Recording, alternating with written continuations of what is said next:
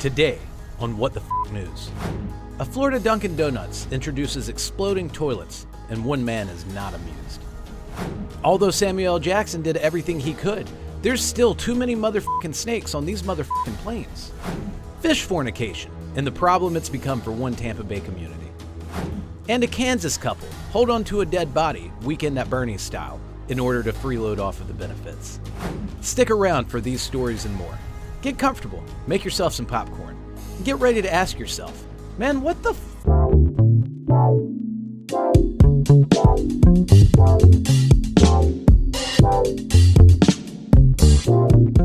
Yo, what's going on, everybody? Welcome to this week's episode of What the Fuck News, your source for the top WTFs in the past week from around the globe. I just want to thank everybody so much for joining me today. As always, if you do enjoy, don't forget, like and subscribe. And let's jump right in, shall we?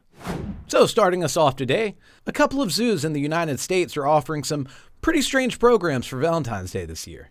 For a small fee, the Bronx Zoo will let you name one of their Madagascar hissing cockroaches. And some of their other options will include roach socks, stuffed roaches, and virtual roach encounters.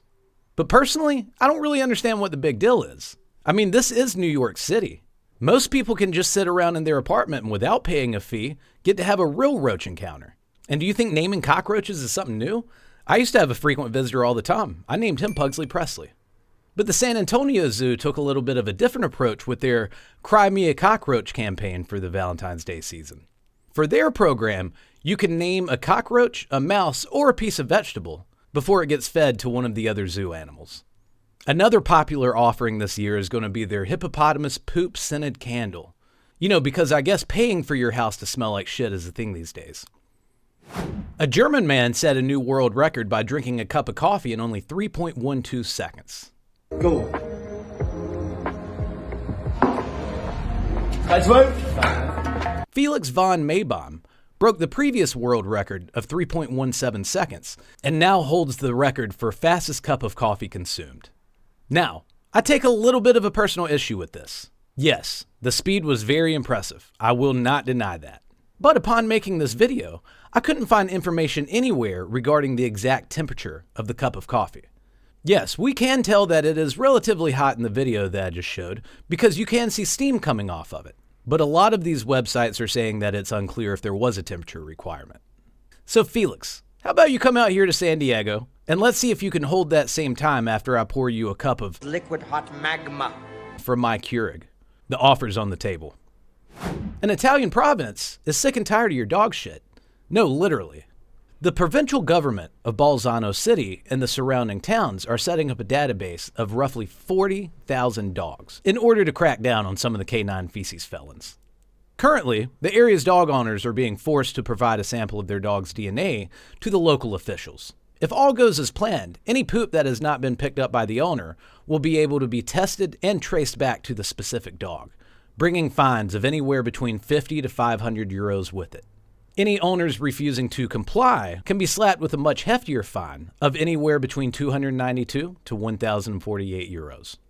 Mark my words, if this is not already a thing in America and I'm just not aware of it, it will be soon. I can easily see apartment complexes and other communities starting to pick up on this in the future. I say we should go ahead and name the program Dookie Distinguisher. Just a thought. A man in Florida is suing Dunkin' Donuts over injuries sustained following a toilet explosion, leaving the man covered in urine, human feces, and debris. Upon leaving the restroom to alert the staff, the man was told by an employee that they were aware of the issues because of incidents in the past. Yo, your toilet just fucking exploded on me, bro. Sir, I'm going to need you to calm down. This is nothing new. The man is seeking more than $100,000 in the lawsuit, claiming he suffered severe and long-term injuries. I got the poo on me. I mean, can you imagine the PTSD? And now having the fear that anytime you're on or near a toilet, that it could just explode and become a shit dispenser? Poor guy. An American man bit a flight attendant on an All Nippon Airways flight from Tokyo to Seattle. The 55-year-old man bit the flight attendant on the arm, forcing the plane to turn around while over the Pacific and return to the Haneda airport. The man was restrained by crew members on the flight and was arrested swiftly by the Tokyo police upon landing. The man reportedly had told police that he had taken a sleeping pill and has no recollection of the situation. I mean, if that is true, that sucks, man. I mean, imagine coming to after the fact. I mean, the man could just be back home in Seattle nursing a god-awful case of jet lag. But now he's sitting in a Tokyo jail because he wanted to drop a mind eraser before a flight. I'm somebody's bitch. Gotta be careful with them sleeping pills, people. That stuff that comes from the pharmaceutical industry, that shit don't play. Well, while we're on the subject of airline stories, passengers on an AirAsia Thailand flight from Bangkok to Fuck It, is that how you say that? We're joined by an unexpected guest slithering around in the stowaway. I think you already know what reference is coming, folks. I have had it with these motherfucking snakes on this motherfucking plane. That's right. In this video, you can see the little devil creature trying to be captured by one of the flight attendants.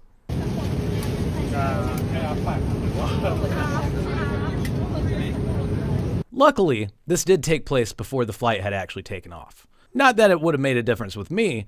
I would have been tight buttholed for the remainder of my time on that flight.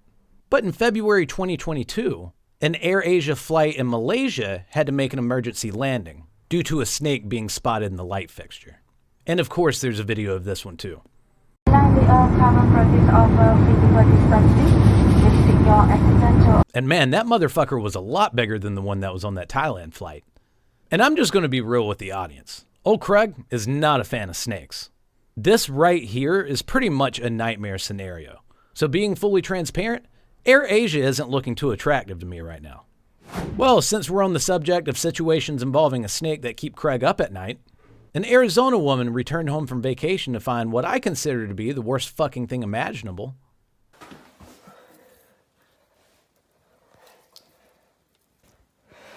Hey neighbor, what's going on? Did you find another snake or something? Yeah, I did.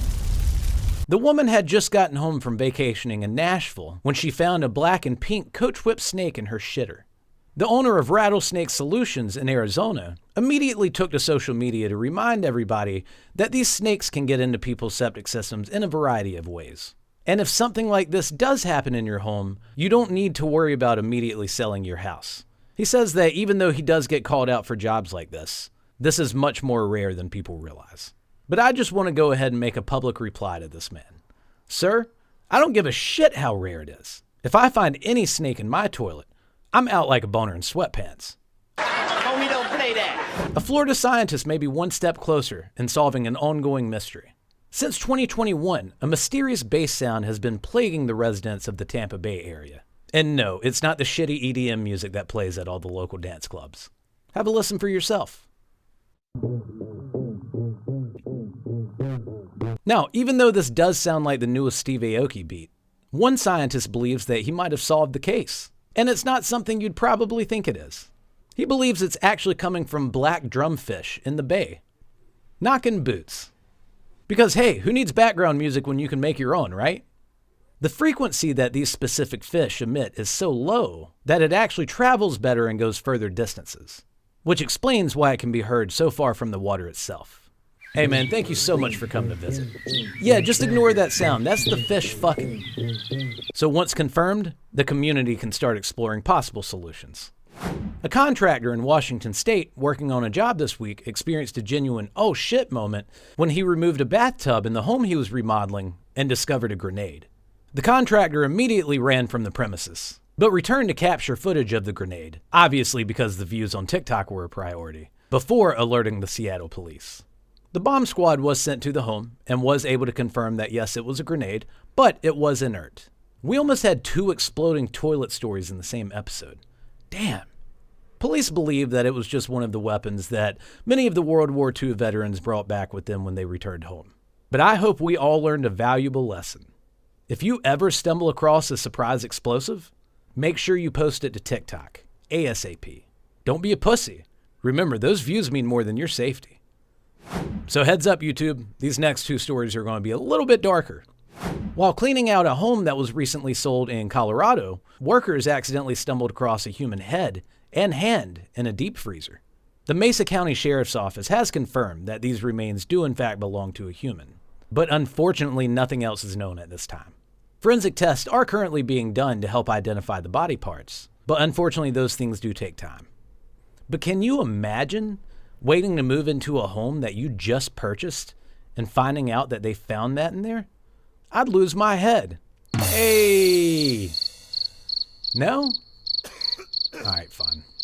A couple in Kansas has been charged with fraudulently collecting the benefits of a deceased relative that they were hiding in their house for more than 6 years. The couple cashed in on more than $216,000 in pensions and Social Security from the deceased man, who was actually the father of the woman in the relationship.